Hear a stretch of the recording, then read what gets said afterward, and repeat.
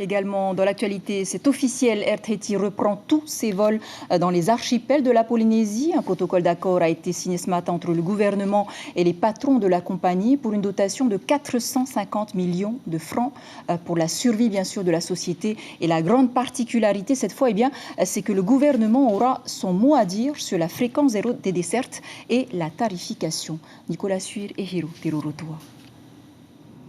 Toutes les destinations aériennes seront desservies à nouveau à partir du 7 juillet. Telle est la volonté du gouvernement en accordant une dotation de 450 millions de francs à Air Tahiti.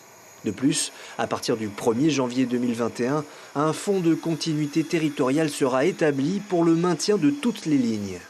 Il permettra au gouvernement d'avoir son mot à dire quant à la fréquence des dessertes et à leur tarification. Que veut le pays en termes de désenclavement? Quelles sont les fréquences qu'il veut? Quelles sont les destinations qu'il veut? C'est au pays à définir ces aspects-là. Donc voilà, le pays apporte sa contribution en termes de 450 millions. Nous ferons en sorte qu'il y ait un service qui soit dimensionné à proportion de cette contribution. Le gouvernement, actionnaire minoritaire à hauteur de 14% dans le capital d'Air Tahiti, pourra à l'avenir augmenter cette participation. Il n'est pour l'heure question que d'un service public plus accessible à chacun.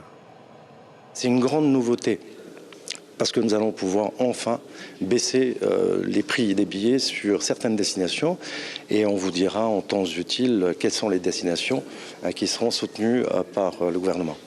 La dotation de 450 millions de francs permet le maintien de tous les emplois. La crise du Covid a réduit les effectifs du premier employeur du pays à 1200 salariés.